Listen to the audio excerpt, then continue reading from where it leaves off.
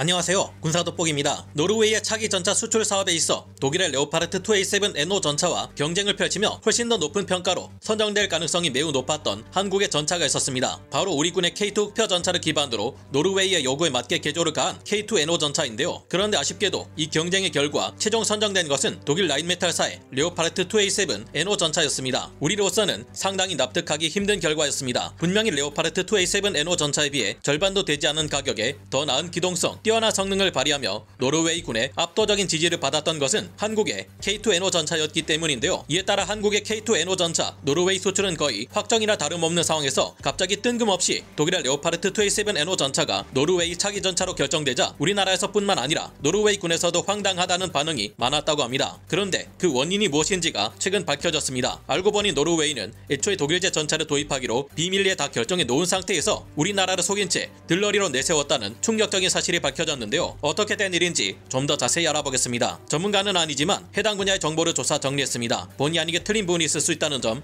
양해해 주시면 감사하겠습니다. 현지 시각 2월 13일 노르웨이의 일간지인 다겐스 네링슬리브의 보도에서는 왜 노르웨이 정부가 예상과 달리 독일의 레오파르트 2A7 NO 전차를 선택했는지에 대해 숨겨진 사실을 드러냈습니다. 노르웨이의 에이릭 크리스토퍼슨 참모총장은 원래 하이마스와 같은 로켓 포병 장비나 아파치와 같은 헬기를 도입하는데 필요한 자금을 확보하기 위해 전차를 구매하는 것을 포기할 것을 노르웨이 정부에 권장했다고 하는데요. 하지만 그는 이후 독일제 전차 대신 한국의 K2 NO 전차를 도입할 것을 권유하게 됩니다. 그는 현재 노르웨이가 처한 국제안보 상황을 고려해 지극히 현실적인 판단을 내렸는데요. 독일 측은 자신들의 레오파르트 2A7 NO 전차를 노르웨이가 도입하게 될 경우 2026년부터 2031년까지 연간 약 10대 정도의 비율로 인도해 줄 수 있다고 밝혔습니다. 반면 우리 한국은 K2 NO 전차의 구매 수량은 2025년까지 전량 납품해 줄 수 있다는 파격적인 조건을 내걸었는데요. 이 같은 장점은 독일의 방산업체들이 따라할 수 없는 우리나라 방산업체들의 강력한 장점이고, 무엇보다 노르웨이는 우크라이나를 침공해 전쟁을 벌이고 있는 러시아와 지리적으로 매우 가까이 있는 국가입니다. 러시아가 핀란드와 스웨덴을 점령하고 나면 바로 그 다음 차례가 노르웨이인데요. 다른 유럽 국가들과 마찬가지로 노르웨이 또한 러시아의 군사적 위협이 현실이라는 것을 코앞에서 절실히 깨달은 만큼 빠른 전력 증강이 필수입니다. 그리고 이 같은 노르웨이의 군사적 목표를 충족시켜줄 수 있는 나라는 전 세계에서 우리 대한민국만이 유일한 상황인데요. 에릭 크리스토퍼슨 장군이 한국의 K2 NO 전차 구매를 권유한 것도 이런 이유에서였습니다. 그러나 다겐스 네링슬리브의 보도에 따르면 노르웨이 정부 인사들은 군의 최종 권고를 기다리지 않았다고 합니다. 군부에서는 한국의 K2 NO 전차와 독일제 레오파르트 2A7 NO 전차를 비교해 자세한 최종 권고안을 작성해 지난해 5월까지 끝마친 후 보고할 예정이었다고 하는데요. 하지만 노르웨이 국방장관 베른 아릴드 그람은 이를 기다리지 않았다고 합니다. 그리고 결국 현지 시각 2월 3일 노르웨이의 총리 요나스 가르스테르는 결국 노르웨이 참모총장과 군수품 구매기관의 권고를 무시한 채 독일제 레오파르트 2A7 NO 전차 54대를 구매하기로 결정했다고 기자회견에서 발표해버렸는데요. 보도에 따르면 노르웨이가 독일제 전차를 구매하기로 한 것은 이미 처음부터 결정되어 있었다고 합니다. 레오파르트 2A7 NO 전차가 군의 요구사항을 충족한다는 조건 하에 말인데요. 노르웨이가 결국 레오파르트 2A7 NO 전차를 도입하기로 결정한 요인은 독일과의 관계 때문이기도 했고, 그동안 레오파르트 2 계열 전차들을 많이 사용해왔다는 점, 옆나라 덴마크와 스웨덴 또한 레오파르트 2 계열의 전차들을 운용해왔다는 점이었다고 합니다. 군수 보급의 특성상 옆나라들인 이 나라들과 같은 전차를 운용하는 것이 전시의 전차 전력을 운용하는 데 있어 많은 도움이 될 수 있을 것이라는 말일 텐데요. 이번에 노르웨이가 도입하는 차기 전차의 수량은 비교적 소수이고, 노르웨이의 경우 러시아와의 국경만 제외할 경우 바다만 신경 쓰면 될 만큼 비교적 안보 환경이 안정적이며 산업 구조의 상당 부분이 독일과 맞물려 있다는 점에서 독일의 영향력을 무시할 수 없었다고만 한다면 충분히 이해할 수 있습니다. 그러나 다겐스 네링슬리브의 보도처럼 애초에 처음부터 노르웨이가 도입할 전차가 레오파르트 2A7 NO 전차로 정해져 있었다면 그동안 이 전차와 경쟁의 수출을 달성하기 위해 온갖 노력을 하고 비용을 소모했던 우리나라와 현대 로템에서는 억울할 만한 일이 아닐까 생각해보게 되는데요. 혹시 이 사건과 관련해 우리가 모르는 어떤 거래가 있지는 않았을지 더 알아볼 필요가 있지 않나 생각해봅니다. 여러분은 어떻게 생각하시나요? 오늘 군사돋보기 여기서 마치고요. 다음 시간에 다시 돌아오겠습니다. 감사합니다. 영상을 재밌게 보셨다면 구독, 좋아요,